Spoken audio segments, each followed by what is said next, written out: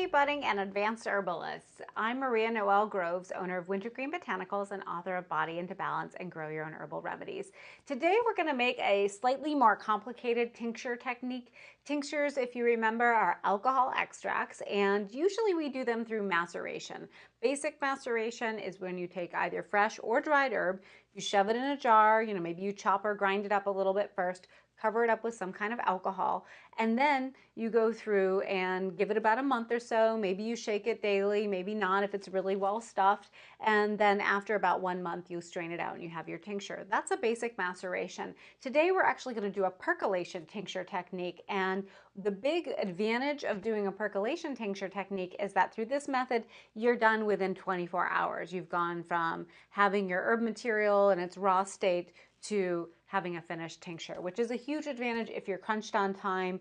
I don't really technically do these on a regular basis, but when I do, it's usually because I realize I'm out of something, or I knew I was getting low, but it took me a while to get some in, either from the garden or from a supplier, and so I need some in a hurry, and I'll go ahead and make a percolation tincture technique. Some people do feel like it actually makes a superior extract. However, I would say that I've done, at least through the techniques that I'm using, I've done side-by-side comparisons of the same exact plant material, same exact proportions, maceration versus doing a percolation, and I don't notice a huge difference. If anything, I think the maceration becomes a little bit more nuanced, and from my sensory experience, I think that a maceration is actually a little stronger. But a percolation does do a really nice job, and the big pro is that it's done very quickly. Now, there are some downsides to percolation. For most herbalists, the biggest downside is that it's a little bit more tedious in the setup process, especially because there's math and measuring. And herbalists tend not to be very fond of math and measuring and doing things exactly. And so that can be a little bit of a hurdle. But really, once you kind of get a sense of it, once you wrap your head around it, and there is a worksheet that I'm going to be working off of and that you have access to as well to work off of, once you get that math down, it's really not that difficult. And it's just a tiny bit different from how we think about making our other tincture styles. And then you end up with a really nice remedy. So the math, while it is a hurdle, and a lot of people will go through it and go like, I don't ever want to do that again. If you do it a couple times, you'll realize that that's really not that hard at all. The other hurdle is that you need to be using dried herb as opposed to fresh herb material. And often I prefer working with fresh herb, especially if I'm working with herbs directly from my garden, as long as it's something that's safe to use in a fresh, extract versus dry. I usually prefer to do fresh. There are a few plants like elder and alder and cherry bark that are a bit safer if you do them dry, or don't have unpleasant side effects like nausea if you do them once they've been dried. But for most of our plants that we have accessible in the garden, making fresh extracts is pretty awesome. And you can't do this with a fresh extract. It has to be dry. Another hurdle is that your plant material needs to not only be dry, but also be relatively finely powdered. And it doesn't have to be exactly a perfect powder, but it has to be pretty close to it. And some things are simply difficult to grind. Now, you could buy it already powdered. Plenty of suppliers sell powdered herbs, and one of the suppliers I tend to use and like is Mountain Rose Herbs, because I know they do really good quality and especially identity control testing. And that is, a concern with powdered herbs. If you're buying them in their powdered state, it's really easy to have low quality plant material because, one, they simply degrade faster in a powdered state because you have a dry plant, then you have all that surface material, and it just makes it really easy for the properties to dissipate. But then also it's really easy for unscrupulous manufacturers and growers to throw like lesser quality materials, or even cut in other things that aren't the herb that it's supposed to be, which is illegal to adulterate, but it still happens, and it's going to happen a lot more often in a powdered plant material that you buy versus a cut and sifted. It's a lot easier to adulterate powdered materials because they are impossible to perfectly identify just with your senses when they're in a powdered state. Whereas cut and sifted dried material, it's a little tricky, but you could pick out little pieces of plant material, or you might notice like, oh, hey, there's a bunch of starch in here. They're usually not going to dump things like starches or charcoal or something like that into a dried herb, but they might, in dried, cut, and sifted herb, but they might actually add that to a powdered herb because you wouldn't really know the difference unless you were using laboratory tests. So that's why if you are going to buy powdered herb, I would make sure to get it from someplace that is doing really good tests and or maybe it's direct from a farm or a supplier that gets the herbs in a more whole form or grows the herbs in a more whole form, and then they grind it into a powder there, and that you know they're really trustworthy. It's not, there aren't that many companies that do it that way, because perfectly powdered grinding material, getting perfectly powdered material from a grinding piece of equipment tends to be really expensive. I priced out hammer mills, which is what some of my local Maine herbalists use, who do this, who sell powders a little bit more commercially than I do. I don't sell herbs to the general public, and I definitely don't work with powders all that often. So their price that I got quoted for the small scale hammer mill was $10,000. And I've had other colleagues who've tried to get hammer mills to grind and sell powdered herbs, and they also got around $10,000, which it's definitely not in my budget, and I'm guessing it's not in yours either. Today we're going to make do with some other grinding equipment that isn't quite as good, but it's good enough for our purposes and is a lot less expensive. So that's another hurdle, is just grinding it down, or if you're buying powdered herbs, making sure that the herbs themselves are good quality. And then last but not least is that you need to have the right amount of plant material in order to fit nicely in the jar so that it's not overflowing, or nicely in your percolation cone.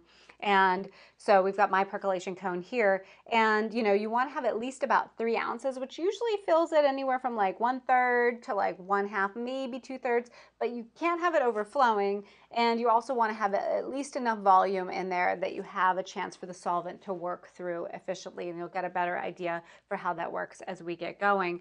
And so 3 ounces is about the amount that you want as a minimum, and you might be able to increase it, and also depends on the size of your perk cone. But if we're using sawed-off bottles like we're going to be using today, 3 ounces is a good amount of dried herb to be aiming for.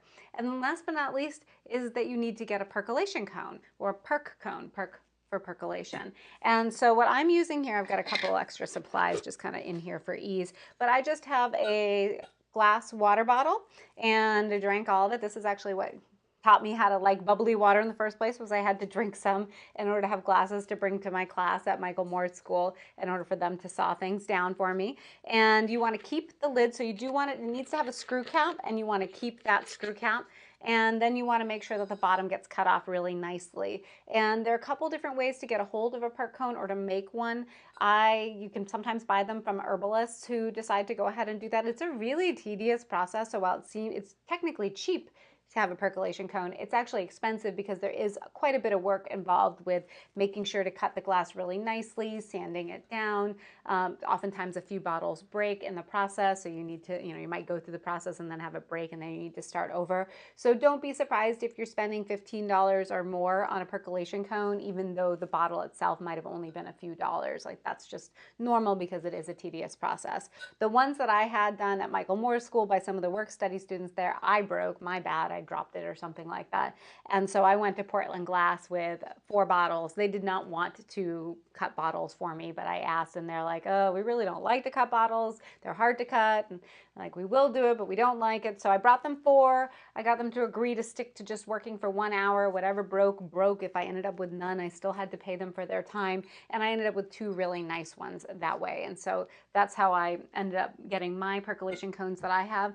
Jim McDonald, who's a really fantastic herbalist in Michigan, he will sometimes sell percolation cones, so you can reach out to him. It's, I think, herbcraft.com or herbcraft.org, but Herbcraft, Jim McDonald, Google him, and then send him an email or give him a quick phone call and see if he has any perk cones, and he will make and ship cones when he has them available. So that's another place that you could get a percolation cone. And then you could just make it.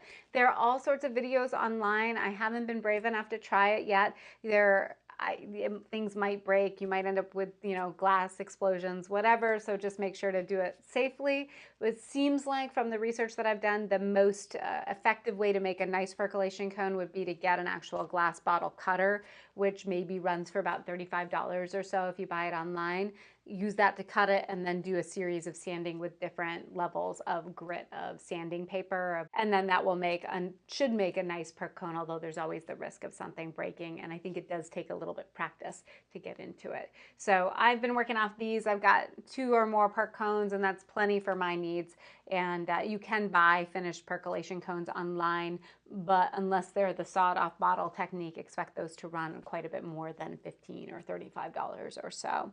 So those are our hurdles, but the big pro, once you've got your percolation cone and you've done the math and you've got, your 3 ounces of dry plant material and you've ground it down, it actually comes together really quite easily. So I have the worksheet.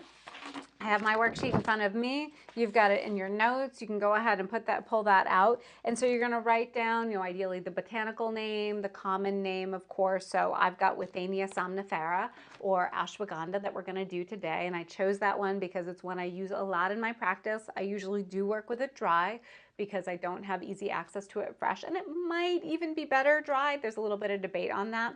And it is, just a really nice herb to do a percolation. I know that it works because there are some herbs that just don't percolate well. Generally, if you're getting to the herbs that are finicky to tincture and have really specific tincture needs, so maybe they're things that are really high in mucilage, or they're slimy, or they're high resin and they need really high alcohol percent even when they're dried, those I found usually don't percolate very well. Also, some herbs just maybe are hard to grind, so if you're grinding it yourself, that's a problem.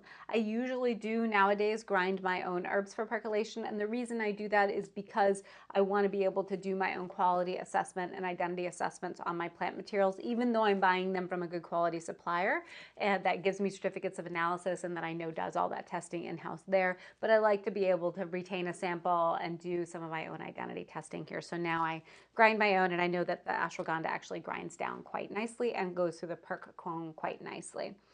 So we have 3 ounces of herb that we're going to work with. We haven't quite measured that out yet, but we're going to get there. And on our worksheet, we're going to do a 1 to 5 extract, and we're going to do that with 50% alcohol. And you can vary that up from herb to herb, but the way that I was taught from Michael Moore was for dry plants, we almost always just do them at a 1 to 5. So for every 1 ounce of herb, we add 5 ounces of alcohol, or really our solvent, which is a mixture of water and alcohol, and then we make our extract. And so that's important because we're going to need to know that ratio to calculate against our starting plant material to figure out things on our little worksheet here. We're also going to work with 50% alcohol. With dry plants, there can be a range from 30% alcohol to maybe 60 or 70% alcohol, but I decided to keep it super simple with 50%. And 50% alcohol is equal to 100 proof. So if you're starting with 100 proof vodka, you can just use that and not have to worry about calculating how much water, how much alcohol, because 100 proof is already 50% alcohol. And that will work for most of your dry plants. And that's handy for making a percolation tincture, because usually the things that do well in that 50% range, 50-60% range, usually do nicely in a percolation tincture. So great, we've got that solution there. That's even one less piece of math that you have to do later on if you're working with vodka. If you're working with ethanol, I just pretend that 190 proof ethanol is 100% when I'm doing my calculations. So that's what I actually did. I've already pre-measured out, and I have half filtered water and half of my 190 proof or 95% alcohol. And that's approximately 50% alcohol in my final extract. And if you were working, if you're in one of those states that allows for ethanol, but it's not 190 proof, it's actually 151 proof, that's just 75% alcohol. And you're going to have to do a lot of more confusing math, for me at least, to figure out how much water to add to that to get to. Unless you're a good math person and a good ratios person, I would just work with either your 100% alcohol or your 95% 190 proof or your 100 proof vodka. Okay, so we've got our worksheet out. We know what kind of alcohol we're working with, and we're going to start off by figuring out the first part. Number one is what our menstruum proportions are. So menstruum is our solvent. It's an easier way than saying alcohol, because if you say alcohol, then you're like, wait, do I mean like the actual pure alcohol, or do I mean like vodka, which is 50% alcohol? If you say menstruum, you're just like, so total solvent, how much do you need? So the proportions for that are going to be 50% alcohol with 50% water, and we don't need any glycerin in this particular extract. I only add about 10% glycerin to certain extracts that are high in tannins, because the glycerin helps stabilize them. So cinnamon, I actually have done percolations, but I usually don't do those as often. But if you're doing alder bark or something like that that was high in tannins, cherry bark, if you did that, that's another plant that's high in tannins. And bacopa, which is not a bark but is also very high in tannins, adding 10% glycerin to the total solvent will help stabilize things. But for most of our tinctures, we don't really have to worry about that. So we have 50% alcohol, We have 50% water.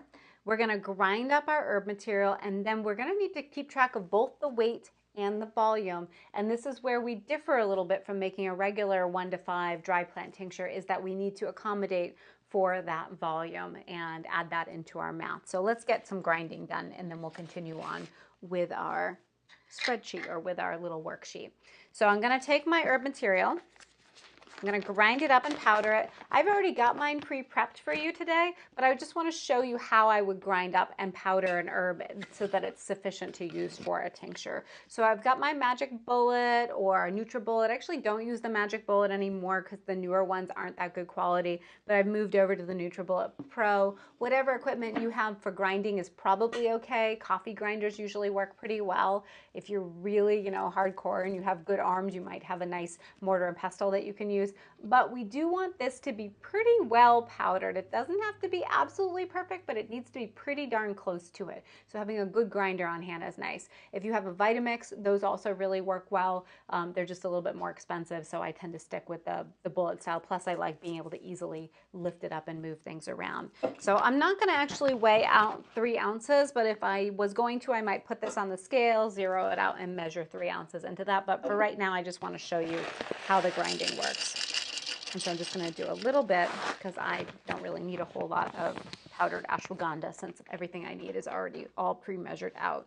So we put that in the bullet. We're going to grind that up, and you're going to see how that comes together.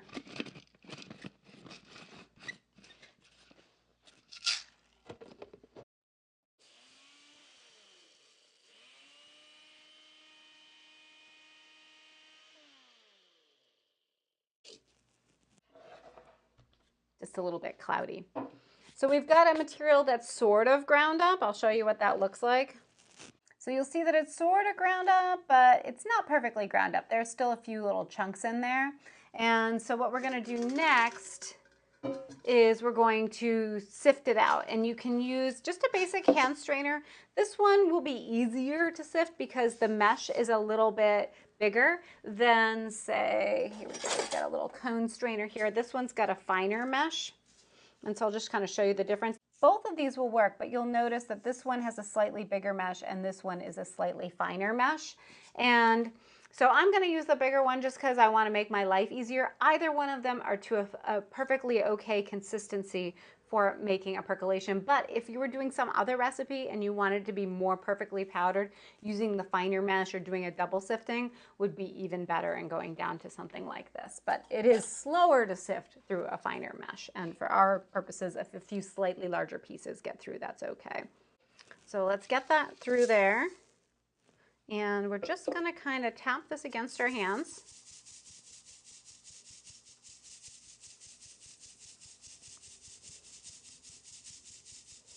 And now we've got our material. We kind of pulled out the stuff that didn't grind down quite as well. And then we have our slightly more powdered material here. So great. So that would be what we would use. And we would measure out about 3 ounces of our total powdered plant material. But like I said, for right now, I already made our lives easier, so you don't have to hear me do this, grinding for a long period of time to get our full 3 ounces. So I already have some already prepped, and it's already 3 ounces. To measure that, we're just going to weigh that out on the scale. And so I'm going to take my little measuring cup. I'm going to zero it out so I know that it's, zero with this on here. And it should be 3 ounces because I already did this math. 3 ounces perfectly, yay. So that's great. So you're going to write that down. We have that starting weight of herb, which we already knew that we were going to aim for that, but now I can confirm that we actually do have that.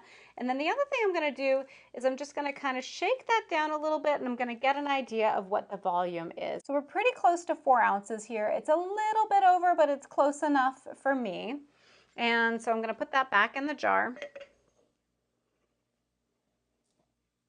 And we're going to keep track of that. So for the number 2 part of our worksheet, it's the volume taken up by that ground compressed herb. And it is important that it's compressed, not like super fluffy, so that you've got it. If you had a fluffy herb, you might actually press it down if you were working with leaves, or you might just kind of give it some good taps to let it condense down. So we've got about 4 ounces by volume. We need our final finished tincture to be 15 ounces. And how I get that number is because we have 3 ounces of herb. We're doing a 1 to 5 extract, so 5 being the solvent. So ideally, how much solvent do we want to end up with? Well, 3 times 5 equals 15. And so that's how we get that number. And I do, specify that that's how you do that math in the worksheet, so that if you got confused over what number goes there, it tells you how to calculate it. This worksheet is based off of the worksheet that Michael Moore put together, and I just made a few adaptations to make some things more clear that I know I would get confused by, and then I found students got confused by. But I learned the technique from Michael Moore, and this worksheet is very strongly adapted from his tincture percolation technique worksheet. So we've got that for number 3. So still pretty normal. So, we have 15 ounces of solvent to make a 1 to 5 extract. That's how we would do a 1 to 5 tincture normally anyway with the dry plant material. But then we're going to incorporate in that 4 ounces.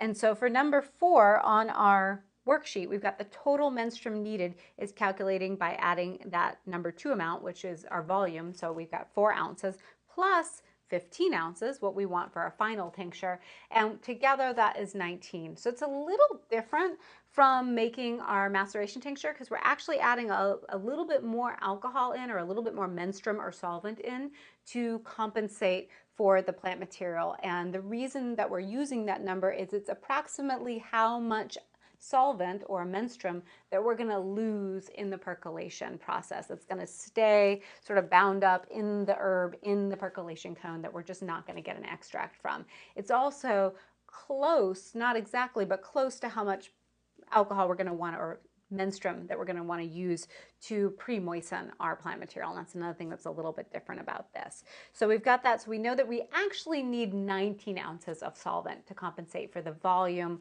plus that extract plus that normal 15 ounces of solvent that we need.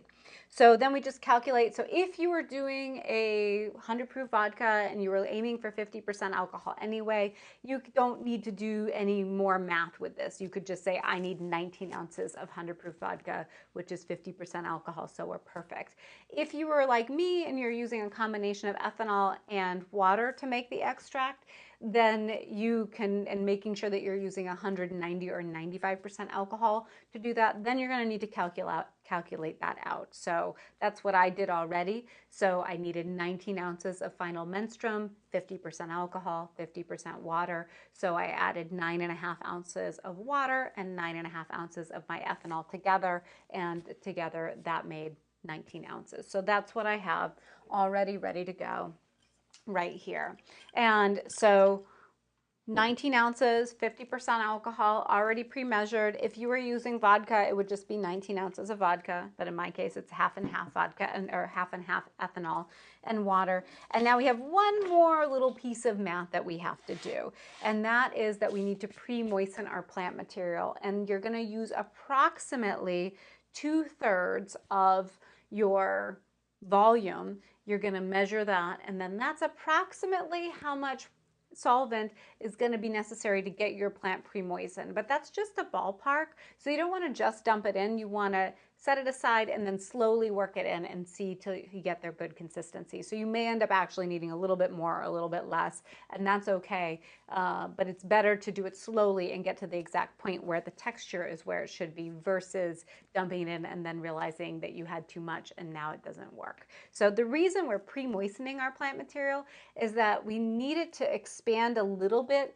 so that when we go to pack it in the jar, if we just put dry plant material into, not the jar, but if we just put dry plant material into the percolation cone and then poured things through, it just wouldn't go through quite right. It might expand and then not be able to get anything else through, or it would just get really muddy. We want it to get to just the right level of pre-moistening, and that allows the percolation to go through just perfectly. And so that's why we're pre-moistening. Also, pre-moistening will help start to extract and work on that plant material so that it's a little bit better able to extract from once we put it into the cone later on. So this is why this technique is done within 24 hours and not done within a few hours, is that we are going to leave a little time, about a day in between prepping your pre-moistened plant material and then later on packing the cone. So it'll be done within a 2-day period of time, or about 24 hours, a little bit more than 24 hours.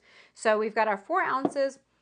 If we take 2/3 or 0.66666 repeating, multiplied times 4 ounces, it comes out with 2 2/3 ounces of alcohol, or of our solvent that we need. And so I do have a little measuring cup here that I can use. I love the little measuring cup shot glasses for this. And I'm going to take out of the pre-prepped solvent, that 19 ounces, and I'm going to take out 2 2/3. And I don't actually have an exact measurement for 2/3 on here. So I'm just going to go to, 2.5, and we've got 2 3/4, and I'm going to aim between that. And that's about the right amount. So should be pretty close. It's okay if it's not exact, but it should be pretty darn close. Let me show you what that looks like on here. So I'm not going to just dump this in though, because it might be too much. I've actually done it already because I have some pre-prepped, and I know that it should come out pretty much just right, but I'm just going to dump a little bit in, maybe about half or a third of it or so, and then take a fork or something like that to just sort of mix things around. And then add a little bit more. And what we're going for is we're going for a consistency that's sort of like really nice, perfect potting soil. That's a little bit moist. We'll hold on to that moisture really nicely, but is not so moist that it's muddy. So something that you can form a loose ball with in your hands if you pinch it, but something that's still sort of nice and crumbly. And so I'm just going to kind of work that in. Let's let you see how that looks. Pretty good, but it's still a little bit dry. It would probably be okay in this stage, but I'm going to throw a little bit more in.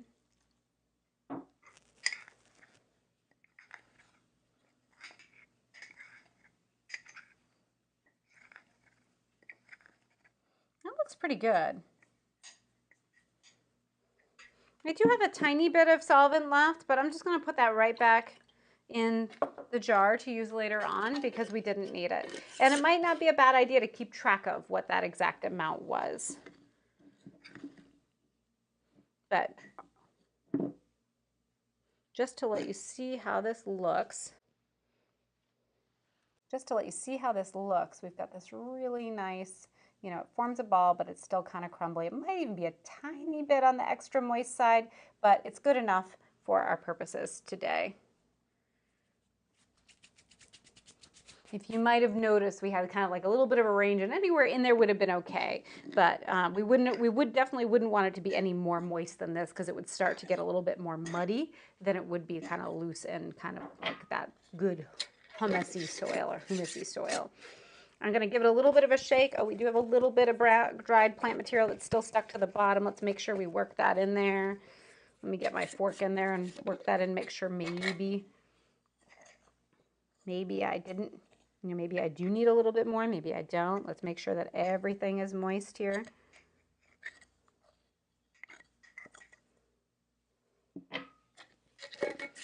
I do like shaking things a little bit because I feel like that does help disperse the moisture, but sometimes things get stuck to the side of the jar, so having a fork or some other utensil to get it off the side of the jar is nice. You want it to be a relatively airtight container. If you're only doing it for about 24 hours, you could probably get by with a Pyrex or something like that, but one of the Pyrex bowls with the lid, but they're not really that airtight, so I do like the mason jars a little bit better. So let's see how that one looks now that I've reground it. It's actually a little bit closer to how I like to have it. So this is actually a little bit closer to how I like to have it. It makes a little bit of a shape, but it's also a little bit crumbly too. We're losing a little bit of herb, but I'm not going to worry about that. So we're going to let this sit for about 24 hours, tightly sealed. Make sure to keep your pre-measured alcohol solvent ready to go. And then when it comes time after about 24 hours, if it sits for a couple days, that's okay. You know, if you didn't get back to it right away, that's all right. But the problem is if you let it sit for too long, even in a mason jar, you will evaporate out some of the alcohol, and that could be a problem with your extract later on. So definitely don't wait too long to move on to the second part of things. So after you've given it the ideal amount of time, we're going to go ahead and start packing our cone. And it's helpful to take the lid off to begin with, because later on when you go to pour in your solvent, it's important that the lid is off to start with, so it gives a chance for any air bubbles to work their way out. Otherwise, they bubble up and cause a big mess. So just to help remember, I don't want to start with that. I'll just take it off at the beginning of the process of prepping my percolation cone. I used to put a coffee filter on the bottom here to act as the membrane that holds the plant material in there. And that's what I learned from Michael Moore, but it was really tedious to get like a perfect seal. I would have to cut it and just get it quite right. That was actually the hardest part in some ways of this whole process, was doing that little part there. And so I learned from David Bunting, who, at least when I heard about it, worked for the herb farm. I don't know if he's still there or not, but he does a lot of percolations, and he said just use a clean cotton ball. So I have an organic cotton ball, and I'm just going to stuff that in there, and that's going to work as my membrane. We are going to lose a little bit of solvent to that, so at the very end, once I'm all done, I'll just, fish that out and squeeze that little bit in so that I don't lose that little bit of solvent, that, maybe a ½ ounce or so that gets stuck in that nice absorbent cotton ball.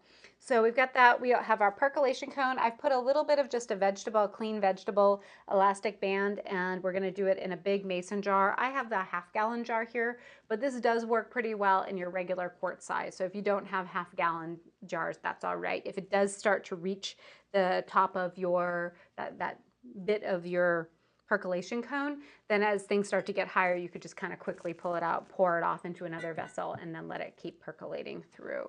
So, but I put the elastic band on there because that allows things to sit a little bit more nicely so that it's not shifting around with the glass against glass. And then this we're going to use as our coffee filter is going to be the top membrane. But right now we need to get our percolation cone packed. So we've got some prepped material right here that's all ready to go. I'm going to give that a little bit of a good shake, and now it's time to pack our cone.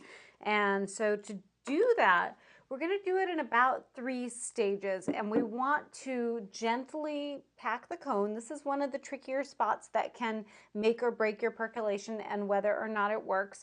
And so what you'll do is you'll pack a little bit in somewhat gently, a little bit more and a little bit more firmly, and then a little bit more the rest of it, and have that be the firmest pack of all. And the reason why we're doing it in that sort of gradation of firmness is because each time you press down, anything below, anything that you've already packed is going to get pressed tighter and tighter. So if you use the same, sort of strength of packing all the way through, you'd have the top would be the loosest and the bottom would actually be the tightest. But we want everything to be really evenly packed and evenly distributed throughout your percolation cone.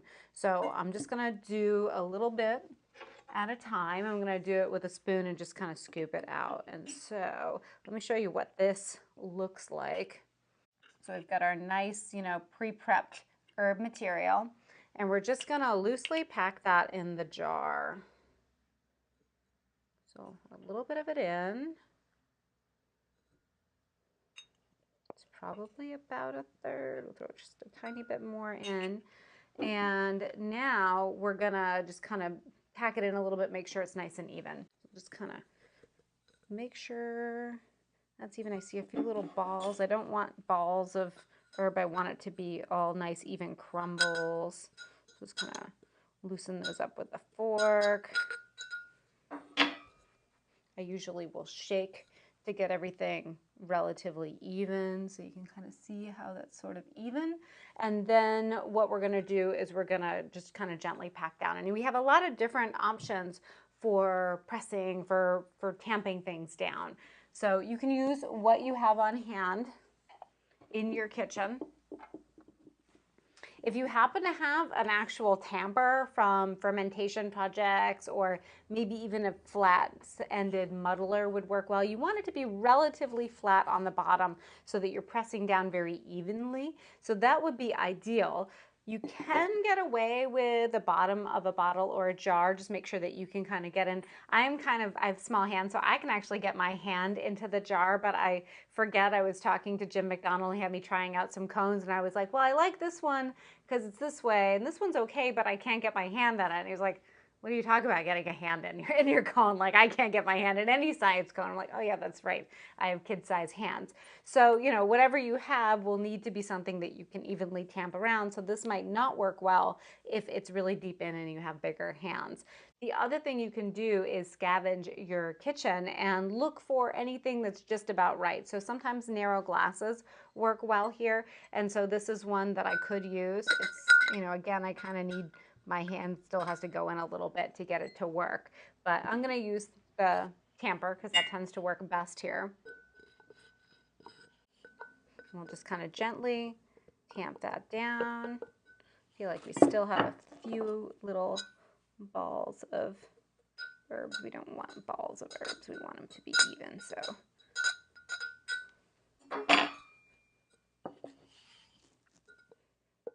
Tamp that down gently. The danger that you have, if you do it too loose, what can happen is that everything just kind of flows through too quickly and your menstruum doesn't have enough contact with your herb material to really make a good extract.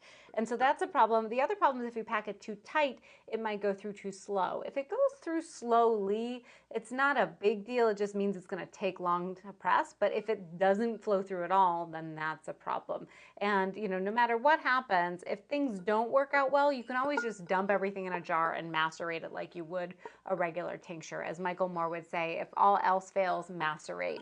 But you know, ideally we want it to work if we're going through all this extra trouble. So just kind of just gently tap down, tamp down, and you can kind of see how that is. It's not quite as even as I'd normally like it to be, but it's pretty close. And now we'll put in our next batch.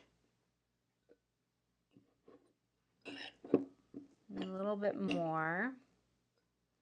Kind of break up those any little balls. You know, maybe I made it a little extra moist and that's why that's happening. And tamp that down. Tamp that down. A little bit firmer, but not too firm. So we get a little bit more and it's nice and even and across. And then last but not least is we'll do that last little bit.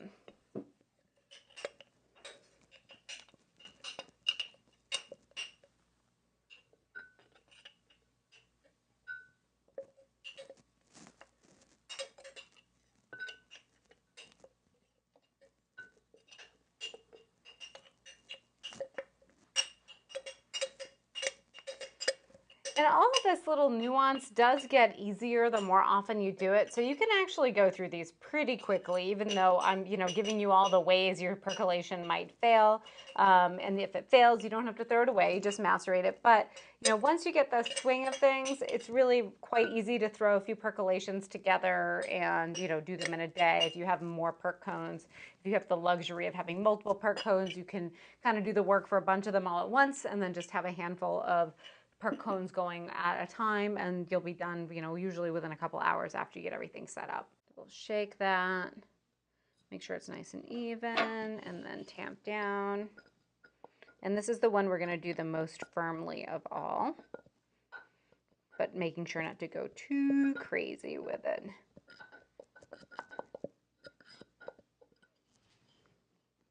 That looks pretty good.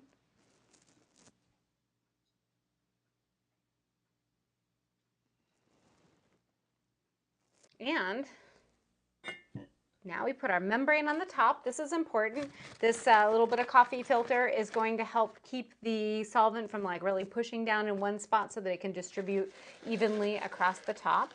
So we just kind of fit that right in there. So we're ready to start pouring. We have our cap off, very important, because like I said before, if you go to pour the liquid in and you don't have it off, it's going to create bubbles, air bubbles that try to come back up, and we don't want that to happen. We want we want all the movement to be going down. So we've got the cap off, we've got the cotton ball, we've got our packed herb that's been packed in 3 stages. We have our coffee filter at the top, and now we're ready to gently pour in our solvent and make the magic happen. So I've got my prepped alcohol for this one, minus the little bit that I used to pre-moisten my plant material. And I'm just gonna pour this in gently on the top. And we'll just kind of do a little bit first. And I always like to watch it go through. You can lift it up a little bit if you want to, because you want to make sure that it's going through pretty evenly. And I do see, I don't know if that's coming through, but you can see it kind of moving through. It seems to be pretty even, which is great. It's going through somewhat slowly, and that's fine. I'll throw a little bit more in.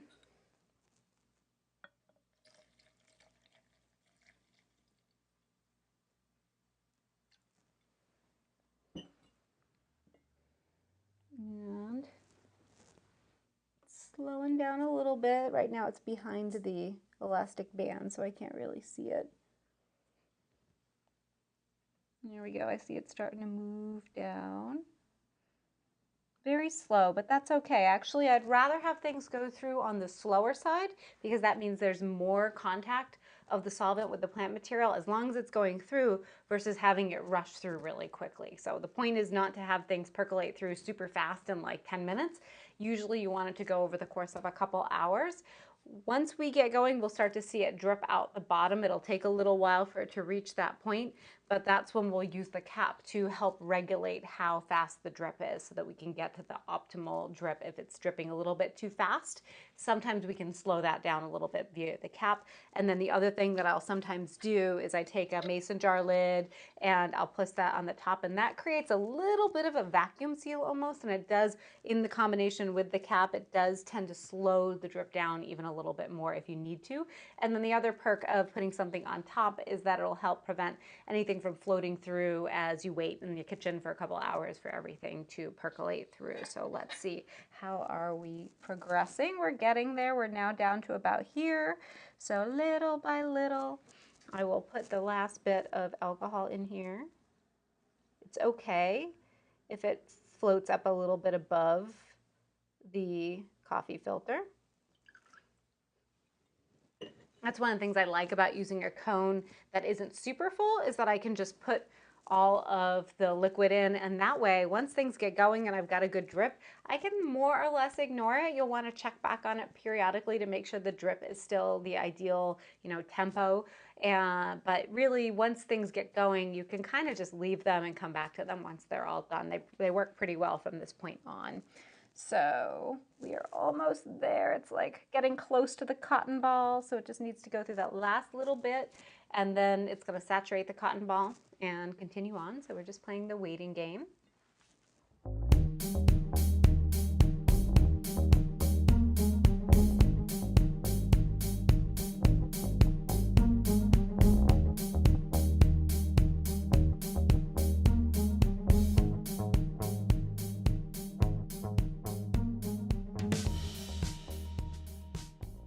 There we go. We want the drips to be the tempo of Stars and Stripes Forever. In my class, I would then pull this up so that you can hear what it sounds like, but I don't think I can record audio on my phone and also play music on my phone. But it's the one that you'll hear the band play, I don't know, I'm not a musician. Michael Moore was a musician, but kind of is about the drip tempo, and it can go slower than that as long as it's moving through. You just don't want it to be going much faster than that, and it's pretty good as it is. But if I needed to, if I wanted to slow that down just a tiny bit, you just kind of slide this on, and you can tighten or loosen the cap, and that would determine the drip speed. So, right now it just stopped because it wasn't really dripping through that fast. It'll take a moment for kind of reach up. So you can keep an eye on it. You can really change things quite a bit, and it's not just that it's holding it back from dripping out, it really does seem to slow down that process. And you can then slow things down even more if you need to. If the drip is just a teeny bit on the fast side, you can slow it down a little bit more by putting that little lid over it. And so right now you can see it's just sort of dripping, you know, kind of slow. We got drip, drip, drip, which is slower than it needs to be. So I can kind of speed that up by taking it off. Now we're drip, drip, drip, tiny bit faster. And if I wanted it to be a little faster than that, I can loosen it up just a little bit more or a lot more, and that should speed that up. Or I can just kind of leave it off if it's at the perfect drip. Right now we're getting a drip that is, which is pretty good actually. So I might just leave it at that without a cap on. But it's nice to keep your cap so that you do have that option to regulate. And you know, it's just really not that fancy of a piece of equipment, but yet you can do a lot with just a sawed off, you know, sanded down bottle. So we've got our percolation going. It'll be interesting to watch as it goes. It's not just that you get the strongest, you know, the most constituents out initially, and then it gets weaker as time goes on. It really changes.